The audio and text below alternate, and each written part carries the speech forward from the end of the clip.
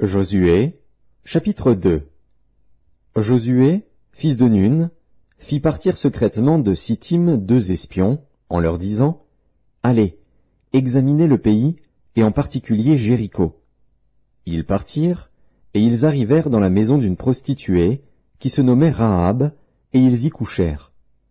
On dit au roi de Jéricho, « Voici, des hommes d'entre les enfants d'Israël sont arrivés ici, cette nuit, pour explorer le pays. » Le roi de Jéricho envoya dire à Rahab, « Fais sortir les hommes qui sont venus chez toi, qui sont entrés dans ta maison, car c'est pour explorer tout le pays qu'ils sont venus. » La femme prit les 2 hommes et les cacha, et elle dit, « Il est vrai que ces hommes sont arrivés chez moi, mais je ne savais pas d'où ils étaient. Et, comme la porte a dû se fermer de nuit, ces hommes sont sortis. J'ignore où ils sont allés. Hâtez-vous de les poursuivre et vous les atteindrez. » Elle les avait fait monter sur le toit, et les avait cachés sous des tiges de lin qu'elle avait arrangées sur le toit. Ces gens les poursuivirent par le chemin qui mène au gué du Jourdain, et l'on ferma la porte après qu'ils furent sortis. Avant que les espions se couchassent, Rahab monta vers eux sur le toit, et leur dit, « L'Éternel, je le sais, vous a donné ce pays. La terreur que vous inspirez nous a saisis, et tous les habitants du pays tremblent devant vous. Car nous avons appris comment, à votre sortie d'Égypte, l'Éternel a mis à sec devant vous les eaux de la mer Rouge, et comment vous avez traité les 2 rois des Amoréens au-delà du Jourdain, Sihon et Og, que vous avez dévoués par interdit. Nous l'avons appris, et nous avons perdu courage, et tous nos esprits sont abattus à votre aspect, car c'est l'Éternel, votre Dieu, qui est Dieu en haut dans les cieux et en bas sur la terre. Et maintenant, je vous prie, jurez-moi par l'Éternel que vous aurez pour la maison de mon père la même bonté que j'ai eue pour vous.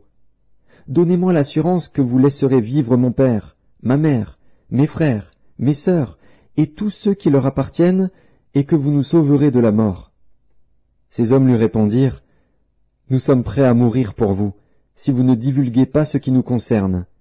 Et quand l'Éternel nous donnera le pays, nous agirons envers toi avec bonté et fidélité. » Elle les fit descendre avec une corde par la fenêtre, car la maison qu'elle habitait était sur la muraille de la ville.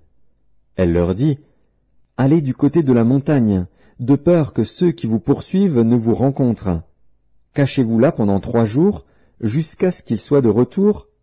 Après cela, vous suivrez votre chemin. » Ces hommes lui dirent, « Voici de quelle manière nous serons quittes du serment que tu nous as fait faire. À notre entrée dans le pays, attache ce cordon de fil cramoisi à la fenêtre par laquelle tu nous fais descendre, et recueille auprès de toi dans la maison de ton père, ta mère, tes frères, et toute la famille de ton père. Si quelqu'un d'eux sort de la porte de ta maison pour aller dehors, son sang retombera sur sa tête, et nous en serons innocents. Mais si on met la main sur l'un quelconque de ceux qui seront avec toi dans la maison, son sang retombera sur notre tête. Et si tu divulgues ce qui nous concerne, nous serons quittes du serment que tu nous as fait faire. » Elle répondit, « Qu'il en soit selon vos paroles. » Elle prit ainsi congé d'eux, et ils s'en allèrent. Et elle attacha le cordon de cramoisi à la fenêtre. Ils partirent, et arrivèrent à la montagne, où ils restèrent 3 jours, jusqu'à ce que ceux qui les poursuivaient fussent de retour. Ceux qui les poursuivaient les cherchèrent par tout le chemin, mais ils ne les trouvèrent pas. Les 2 hommes s'en retournèrent, descendirent de la montagne, et passèrent le Jourdain. Ils vinrent auprès de Josué, fils de Nun, et lui racontèrent tout ce qui leur était arrivé.